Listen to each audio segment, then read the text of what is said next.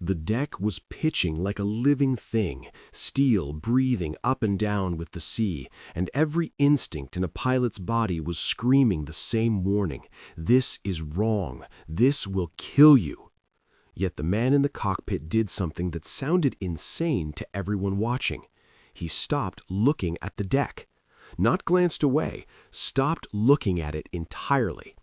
Instead, he locked his eyes on a glowing point of light and flew straight toward it, trusting that if the light stayed right, the airplane would live.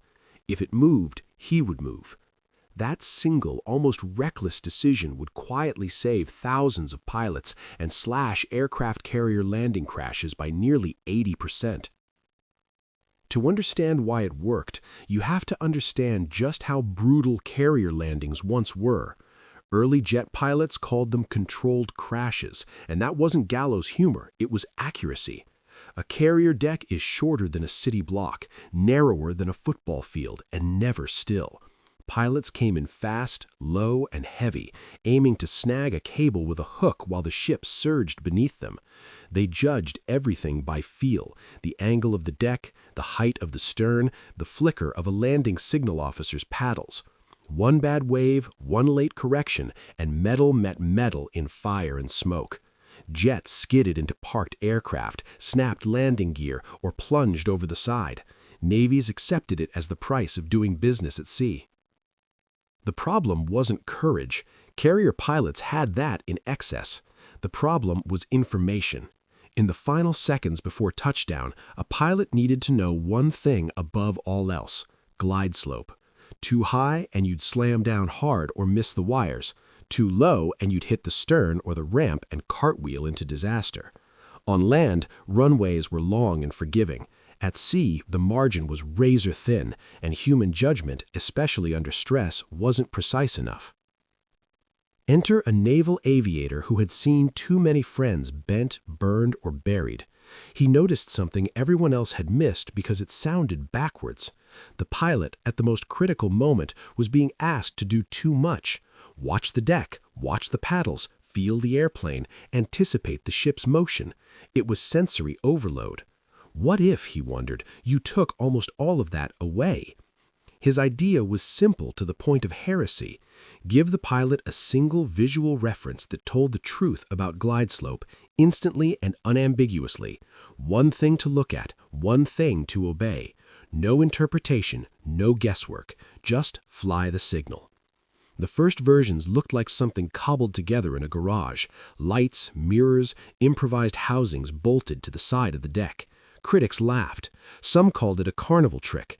Others said it would get pilots killed because it asked them to ignore their instincts and the very deck they were trying to land on.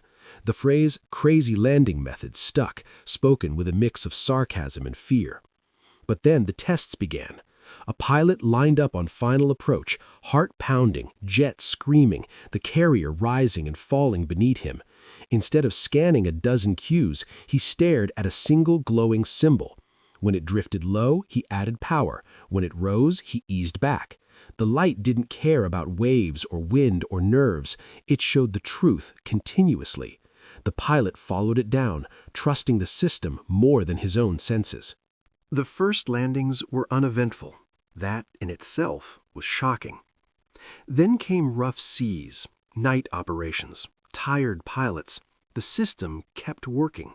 The crash rate began to drop, not by a little, but dramatically.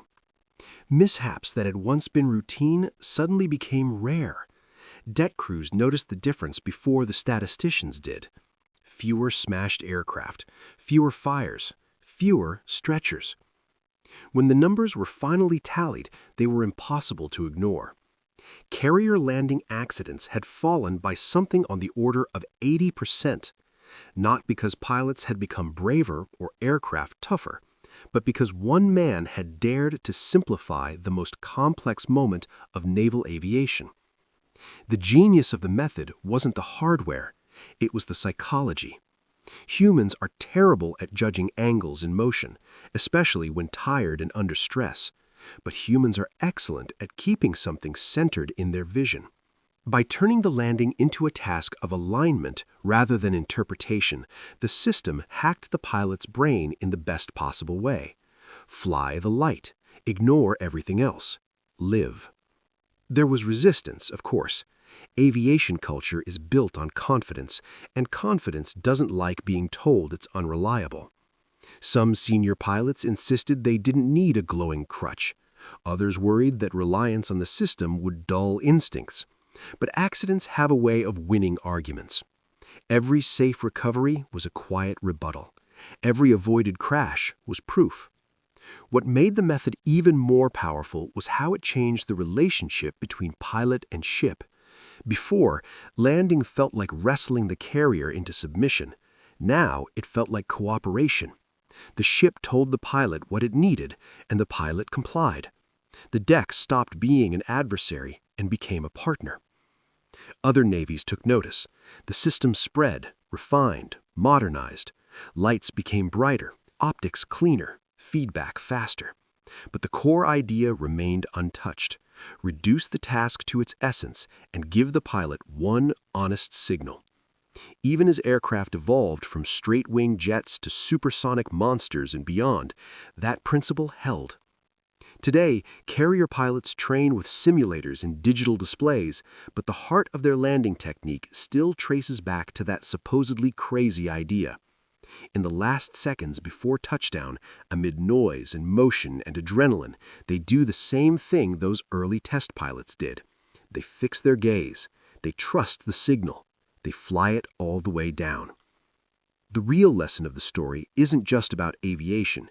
It's about how progress often looks absurd before it looks obvious. The most dangerous problems are sometimes made worse by adding more skill, more effort, more strain. The breakthrough comes when someone asks a quieter question. What can we take away?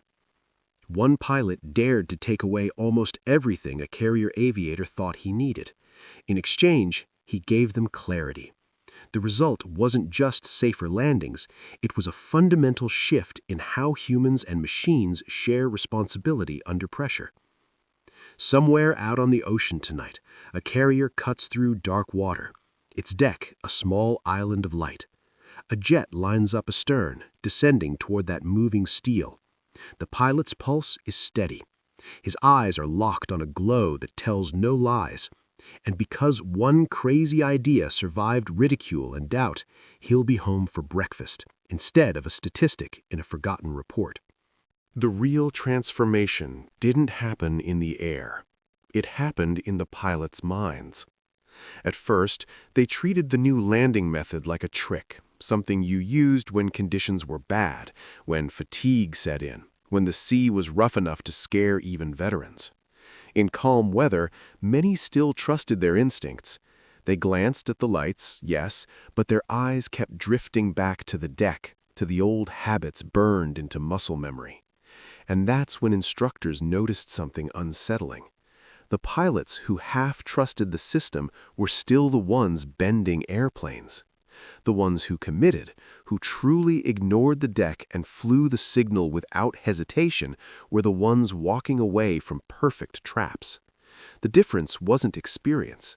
Some of the cleanest landings came from younger pilots who hadn't yet learned all the bad habits. They didn't argue with the light, they obeyed it. That realization forced a reckoning. Naval aviation had always prized confidence, bordering on stubbornness. But here was proof that discipline beat bravado. Trusting the system didn't make a pilot weaker, it made them precise. Training changed almost overnight. In simulators, instructors began covering instrument panels, blocking out visual cues, forcing pilots to rely on that single reference. They were drilled to the point where their hands responded before conscious thought. High light, power off. Low light, power on. No debate, no delay. The goal wasn't just skill, it was surrender. Surrender to the truth the system showed. And something unexpected happened. Pilots became calmer. Carrier landings had always been adrenaline-soaked events, the kind that left hands shaking long after the engine shut down. But now, pilots reported something new in those final seconds, a strange, focused quiet. Instead of fighting chaos, they were following a rule.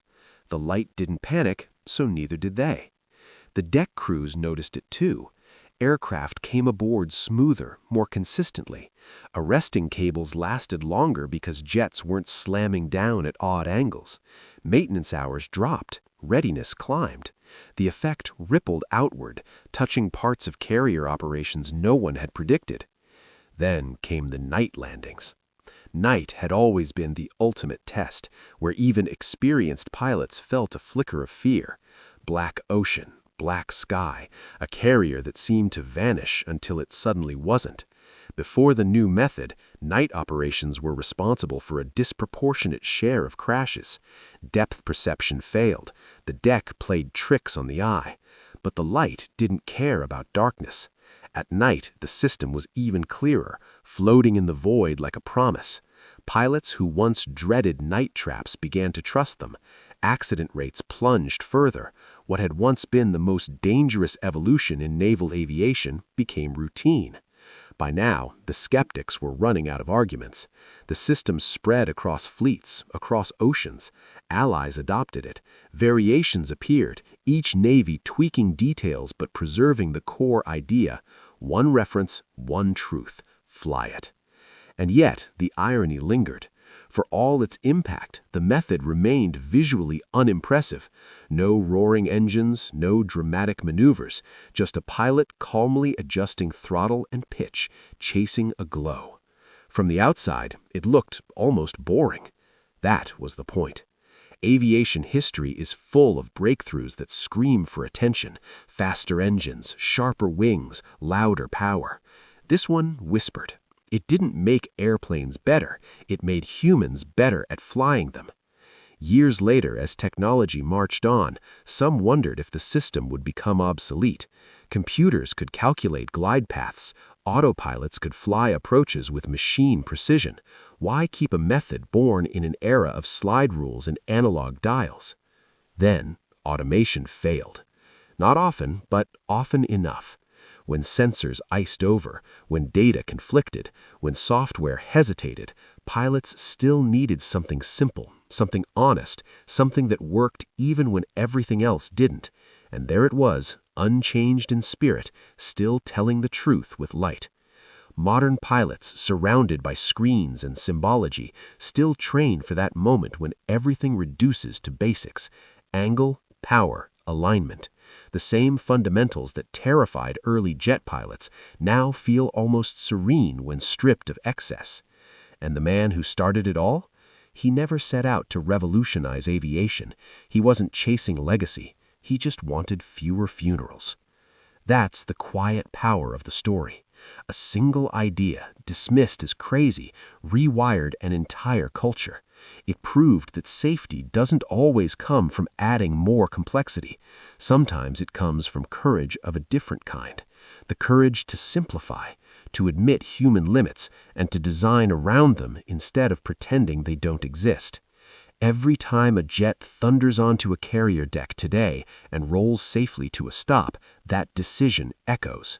A pilot trusting a light more than fear, a system doing one job perfectly, and a crash that never happens, never reported, never remembered, because someone once dared to stop looking at the deck and look at the truth instead.